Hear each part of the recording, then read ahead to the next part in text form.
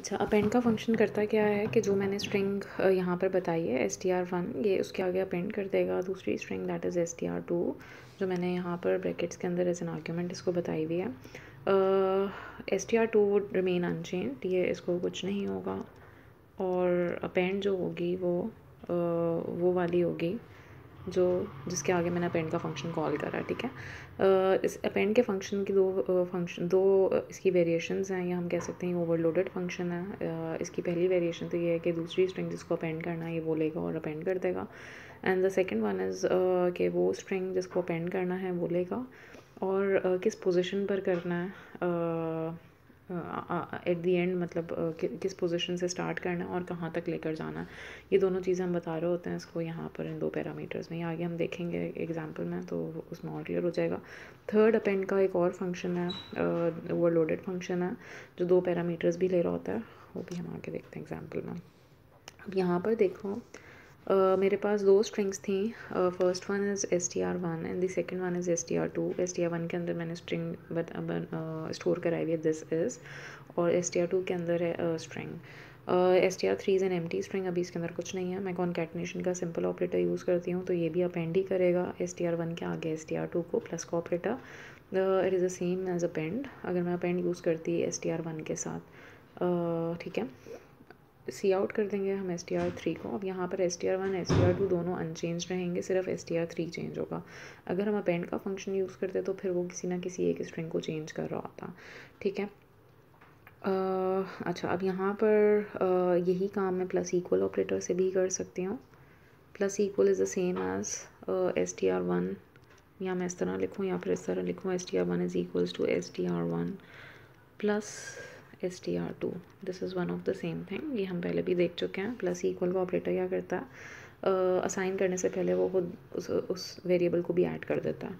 ठीक है, तो यहाँ पर क्योंकि हम ऐड का मतलब कॉन्कैटिनेशन होता है स्ट्रिंग्स की, तो दोनों को स्ट्रिंग्स को कॉन्कैटिनेट करेगा और फिर वो स्टोर वापस इस स्ट्रिंग वन में ही करवा देगा। It is the same as append, append का फंक्शन भी यही काम कर रहा होता है। ठीक है, तो मैंने यहाँ पर अगर अपेंड का फंक्शन कॉल करा है, अपेंड का फंक्शन खाली नहीं है।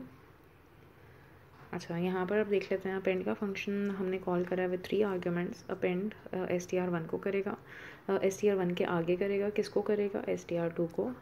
अब यहाँ पर क्योंकि मैं ऑलरेडी str1 को चेंज कर चुकी हूँ, उसे मॉडिफाई कर चुकी हूँ, str1 के अंदर अब जो स्ट्रिंग होगी that is this is a string. ठीक है, तो मैं यहाँ पर अगर प्रिंट करवाती हूँ सी आउट str1, तो आउटपुट में यहाँ पर नज़र भी आ रहा है, आउटपुट में append using plus equal operator, this is a string.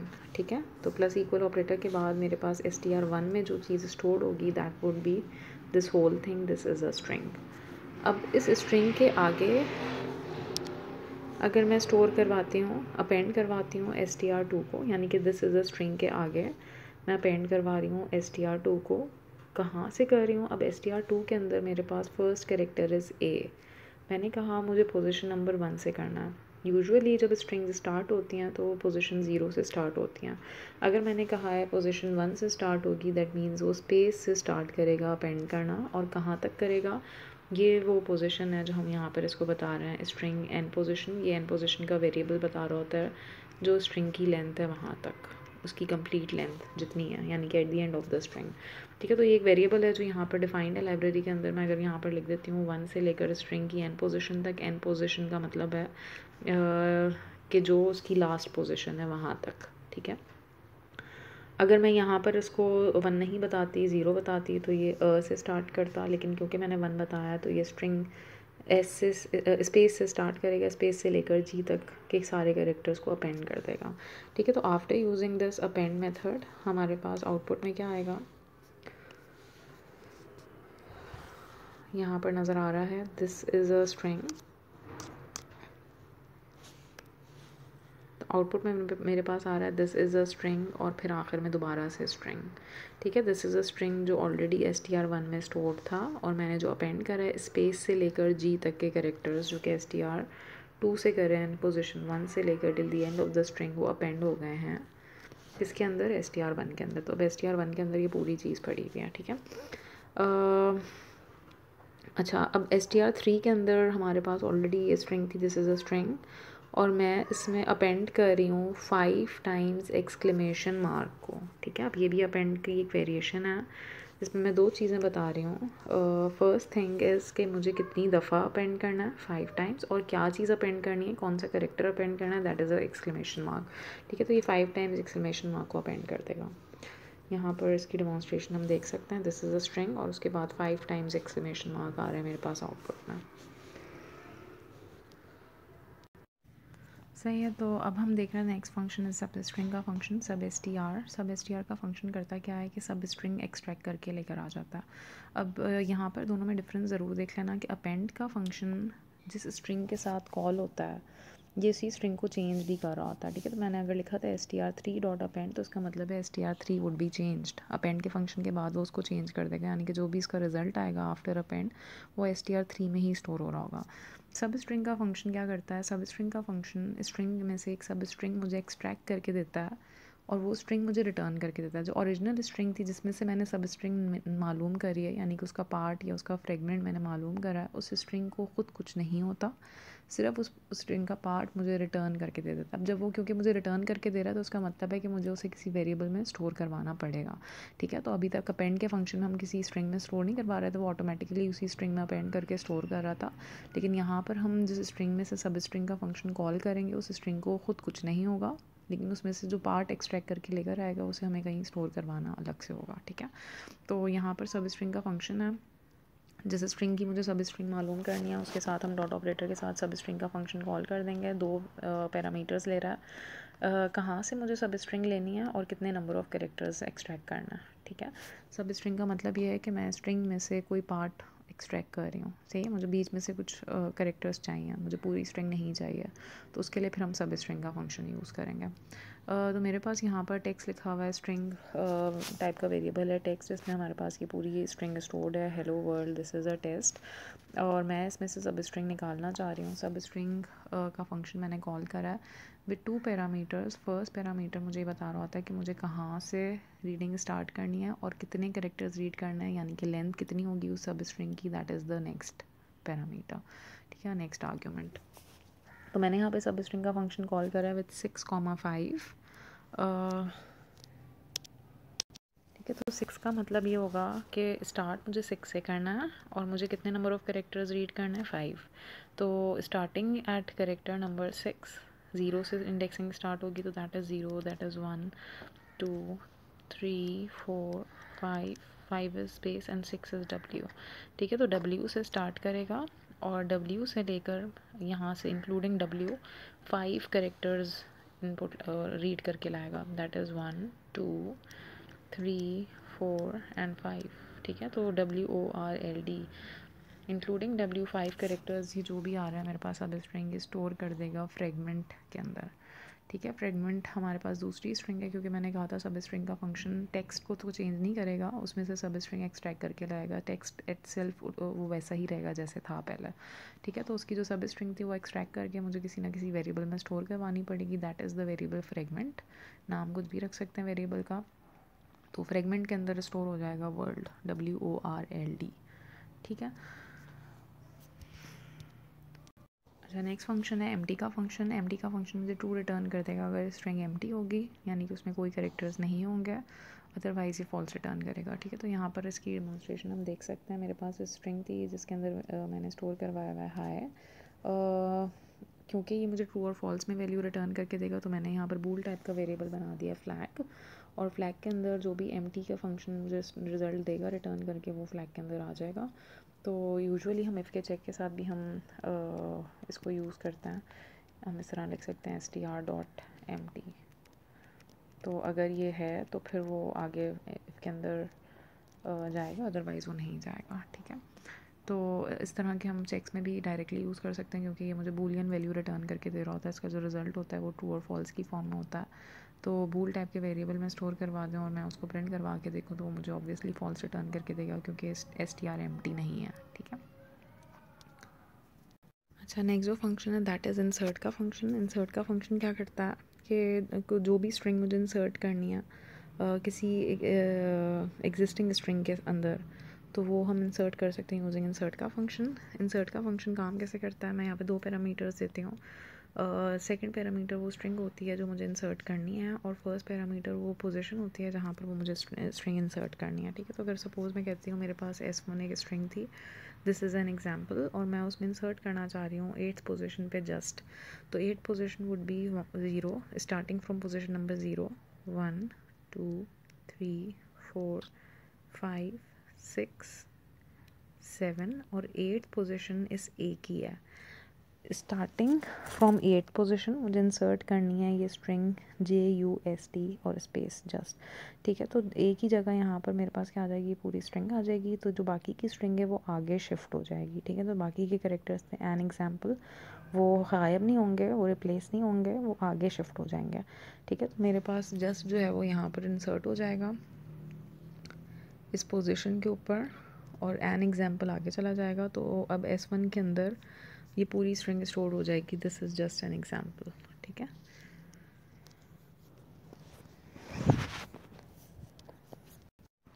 अच्छा, उसके बाद फिर कंपेयर का फंक्शन है। इससे पहले हम कंपैरिजन ऑपरेटर्स देख चुके हैं, equal equal, not equal, greater than equal, less than equal, ये सारे operators, greater than, less than, ये ऑपरेटर्स थे। लेकिन यही काम हम फंक्शंस के थ्रू भी कर सकते हैं। फंक्शन में हमारे पास कंपेयर का फंक्शन है, कंपेयर का फंक्शन कंपेयर करता है दो स्ट्रिंग्स को, अगर वो दोनों इक्वल होंगी, बराबर होंगी, तो फिर जो उसका रिज़ल्ट आएगा that would also be zero.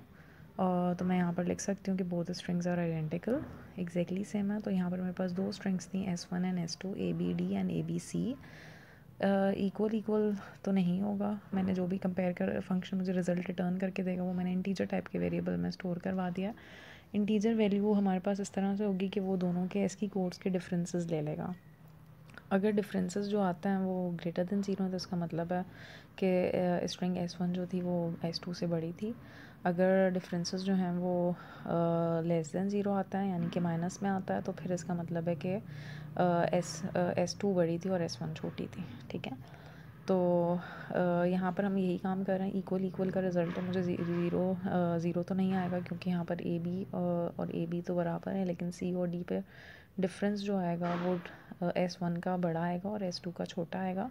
क्यों? क्योंकि D जो है वो बड़ा है C से, S की कोड जो होगा वो उसका 1 का डिफरेंस है, ठीक है। तो मेरे पास D के अंदर result would be 1, that is greater than zero. तो आउटपुट में मेरे पास प्रिंट होकर आ जाएगा S1 is greater than S2, ठीक है। अगर ऐसा नहीं होता तो फिर वो प्रिंट कर देता है S2 is greater than S1। अच्छा, नेक्स्ट फंक्शन है इरेज का फंक्शन। अगर मैं किसी स्ट्रिंग में से कोई कैरेक्टर्स को इरेज करना चाहती हूँ या डिलीट करना चाहती हूँ, तो वो कैरेक्टर यानी कि वो पोजीशन जहाँ से मुझे इरेज करना है और कितने नंबर ऑफ़ कैरेक्टर्स को इरेज करना है, वो दोनों चीज़ें हम यहाँ पर बता देंगे, वो स्ट्रिंग में से उसको डिलीट कर देगा, ठीक है। तो मैं यहाँ पर लिख देती हूँ S1 dot erase 3,5, that means यहाँ पर पोजीशन नंबर 3 से स्टार्ट करेगा, दैट इज़ 0 1 2 3 का मतलब है 1, और कितने करेक्टर्स इरेज करना है, 5 करेक्टर्स, तो दैट मीन्स 1 2 3 4 एंड P तक के ये सारे करेक्टर्स यानी कि 5 करेक्टर्स ये डिलीट कर देगा, इरेज कर देगा, और अब जो मेरे पास स्ट्रिंग बचेगी दैट वुड बी ABCQR, और यही चीज़ आउटपुट में आ रही है, ठीक है। तो मेरे पास अगर स्ट्रिंग है S1 के अंदर ABC स्टोर्ड है, और मैं कहती हूँ S1 डॉट साइज़, तो S1 डॉट साइज़ मुझे बिल्कुल एग्जैक्टली वही रिटर्न करेगा जो लेंथ का फंक्शन रिटर्न करेगा। बेसिकली लेंथ और साइज़ में फ़र्क इतना ही होता है कि साइज़ जो होता है वो उसकी जो डेटा टाइप का साइज़ होता है उससे मल्टीप्लाई कर देता है लेंथ को। यानी कि मैं अगर किसी एरे का साइज़ मालूम करना चाह रही हूँ, तो एरे की लेंथ मल्टीप्लाई बाय जो टाइप, जिस टाइप का वो एरे है वो, ठीक है। तो अगर इंटीजर टाइप होती है तो वो मल्टीप्लाई बाय 4 कर देता है, अगर मैं कहती हूँ कि टाइप इज़ शॉर्ट तो मल्टीप्लाई बाय 2 कर देगा, एंड सो ऑन। स्ट्रिंग के केस में हमारे पास जो लेंथ होती है वही साइज़ भी होता है। क्यों? क्योंकि हर करेक्टर जो होता है वो 1 बाइट ले रहा होता है मेमोरी में, ठीक है। जब वो 1 बाइट लेता है तो दैट मीन्स कि जो भी लेंथ होगी उसको हम मल्टीप्लाई बाय 1 ही करेंगे, ठीक है। तो साइज़ का फंक्शन भी एग्जैक्टली वही वैल्यू रिटर्न करके देगा जो लेंथ में रिटर्न कर रहा था, देयर इज़ नो डिफरेंस, ठीक है। तो इस केस में भी 3 आएगा। एम्प्टी का फंक्शन हम पहले भी देख चुके हैं कि अगर स्ट्रिंग एम्प्टी है तो वो रिटर्न कर देता है ट्रू, अदरवाइज़ वो रिटर्न कर देता है फॉल्स। यहाँ पर टर्नरी ऑपरेटर यूज़ हो रहा है। टर्नरी ऑपरेटर हमारे पास क्वेश्चन मार्क और सेमी कोलन होता है, it is the same as if else. जिस तरह एफ एल्स में हम फंक्शन को चेक करते हैं और फंक्शन चेक करने के बाद वो भी रिज़ल्ट मुझे देता है तो वो इफ़ के अंदर जाता है, अदरवाइज़ वो एल्स में जाता है। तो बिल्कुल एग्जैक्टली यहाँ पर भी यही होता है। क्वेश्चन मार्क से पहले जो चीज़ होती है दैट इज़ द कंडीशन। अगर वो कंडीशन ट्रू होती है तो वो फर्स्ट वाले स्टेटमेंट पर जाता है, अगर वो फॉल्स होती है तो वो सेकेंड स्टेटमेंट पर चला जाता है। ठीक है, तो इस केस में मेरे पास आउटपुट में क्या आएगा, S1 एम्प्टी है। क्या S1 एम्प्टी है? एम्प्टी का फंक्शन मुझे क्या रिटर्न करेगा, ट्रू या फॉल्स रिटर्न करेगा? फॉल्स, क्योंकि S1 इज़ नॉट एम्प्टी। तो जब वो फॉल्स रिटर्न करेगा तो वो जंप करके सेकंड वाले स्टेटमेंट पर चला जाएगा और प्रिंट कर देगा फॉल्स सी आउट में। ठीक है, तो आउटपुट वुड बी फॉल्स। अच्छा, नेक्स्ट फंक्शन इज़ ऐड का फंक्शन। ऐड का फंक्शन एग्जैक्टली वही काम करता है जो सबस्क्रिप्ट का फंक्शन यूज़ करा था हमने, वो काम कर रहा होता है। जो पोजीशन हम इसको बताते हैं उस पोजीशन पे जो करेक्टर होता है वो रिटर्न करके दे देता है। ठीक है, तो मैं अगर लिखती हूँ S1 का मुझे 0th करेक्टर चाहिए, सपोज S1 ये स्ट्रिंग थी, तो मुझे रिटर्न कर देता है A। और एग्जैक्टली अगर मैं इसी तरह लिखूँ S1 डॉट एट 0, तो ये लिखें या ये लिखें, it is one of the same thing. ये इसी को डिमॉन्स्ट्रेट कर रहा है प्रोग्राम के ऐड का फंक्शन हमने अगर यूज़ करा है, मैंने लिखा है S1 डॉट एट आई, या फिर मैं लिख रही हूँ S1 ऑफ आई, दोनों एग्जैक्टली मुझे सेम रिजल्ट आउटपुट करके देंगे, स्ट्रिंग को आउटपुट कर देंगे। ठीक है, 0 से लेकर लेन तक का लूप चल रहा है, यानी कि पूरी स्ट्रिंग को ट्रेवर्स करेगा फ्रॉम A टिल L, और जो भी कैरेक्टर्स आते जाएंगे उनको सी आउट करता जाएगा। अच्छा, अभी तक हमने जितनी भी स्ट्रिंग्स के फंक्शंस देखे थे, जो ऊपर हमने यहाँ पर टेबल में भी देख लिए थे, ये सारे फंक्शंस जो हैं वो स्ट्रिंग की लाइब्रेरी के अंदर मौजूद हैं। इसमें से तकरीबन हमने काफ़ी फंक्शंस हमने देख लिए हैं। इंसर्ट, ये जितने भी इंपॉर्टेंट फंक्शंस हम देख चुके हैं। इसके अलावा जो फंक्शंस हैं,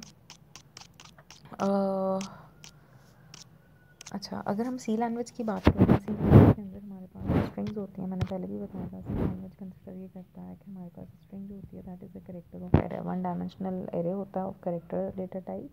तो मैं अगर इस तरह से करेक्टर का एरे बनाऊँ या फिर मैं स्ट्रिंग बनाऊँ, it is one of the same thing. तो मैंने यहाँ पर एक करेक्टर एरे बना दिया ग्रीटिंग के नाम से, जिसकी लेंथ मैंने यहाँ पर बता दिया 6 है, और साथ में मैंने जिस तरह करेक्टर एरे डिफ़ाइन करते हैं उसी तरह करा। फ़र्क सिर्फ इतना है कि यहाँ पर हमने आखिर में \0 का करेक्टर भी ऐड करा। ये जो \0 का करेक्टर होता है that is called a null character. Null character का मतलब ये होता है कि जब वो स्ट्रिंग को प्रिंट करना शुरू करेगा, तो वो कहाँ तक प्रिंट करेगा, जब तक उसे नल करेक्टर नहीं मिल जाता। इसका मतलब होता है एंड ऑफ स्ट्रिंग। नल का मतलब होता है एंड ऑफ स्ट्रिंग। अगर मैं उसे एंड ऑफ स्ट्रिंग नहीं बताती हूँ तो वो उसको नहीं पता होगा कि उसे स्ट्रिंग कहाँ पर एंड करनी है, कहाँ पर उसे प्रिंट करना ख़त्म करना है स्ट्रिंग को। ठीक है, तो इसलिए \0 का करेक्टर बताना ज़रूरी होता है इन सी लैंग्वेज, क्योंकि C++ से ही इनहेरिटेड है। तो इसके अंदर सी जो स्टाइल था स्ट्रिंग्स का वो भी हम यूज़ कर सकते हैं। उसके अलावा जो हमने अभी ऊपर स्ट्रिंग के फंक्शंस देखे हैं हम उनको भी यूज़ कर सकते हैं, जो कि हम स्ट्रिंग की क्लास का ऑब्जेक्ट बना के कर रहे हैं। ठीक है, तो दोनों तरीके ठीक हैं, चाहे हम सी स्टाइल से करें या C++ स्टाइल से करें, दे आर बोथ करेक्ट। बिल्कुल इसी तरह मैं यहाँ पर अगर साइज़ ना बताऊँ तो मैं हार्ड कोडेड इस तरह से भी लिख सकती हूँ। किसी भी स्ट्रिंग को करेक्टर एरे जैसे बनाते हैं हम वैसे ही एरे बनाएं, और साथ में हम यहाँ पर स्ट्रिंग डबल इन्वर्टेड कॉमा में बना दें, करेक्टर एरे की फॉर्म में हम ना बताएं।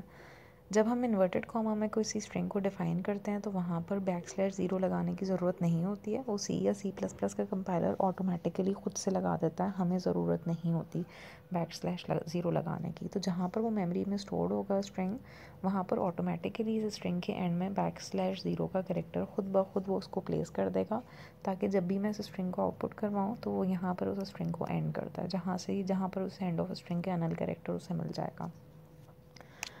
ठीक है, तो this is how it all works. C++ और C में बस इतना ही फ़र्क है कि यहाँ पर हमारे पास अलग से एक पूरी लाइब्रेरी मौजूद है स्ट्रिंग की। वहाँ पर हमारे पास वहाँ पर भी लाइब्रेरी मौजूद है स्ट्रिंग की। वहाँ पर जो C लैंग्वेज की लाइब्रेरी है उसके अंदर कुछ और फंक्शंस होता है। फंक्शनैलिटी ऑलमोस्ट सेम होती है, सिर्फ नाम का डिफरेंस है। ठीक है, जैसे यहाँ पर मेरे पास C स्ट्रिंग के अंदर फंक्शंस हैं। str कॉपी है जो एक स्ट्रिंग को दूसरी स्ट्रिंग में कॉपी कर देता है। str कॉनकैटिनेट के लिए या अपेंड जो हम यूज़ कर रहे थे वहाँ पर str कैट के नाम से है। str लेन जो हम लेंथ का फंक्शन यूज़ कर रहे थे वहाँ पर str लेन है। कंपेयर का फंक्शन हमने यूज़ करा तो वहाँ पर str cmp है, एंड सो ऑन। ठीक है, सब स्ट्रिंग का था तो ये str है।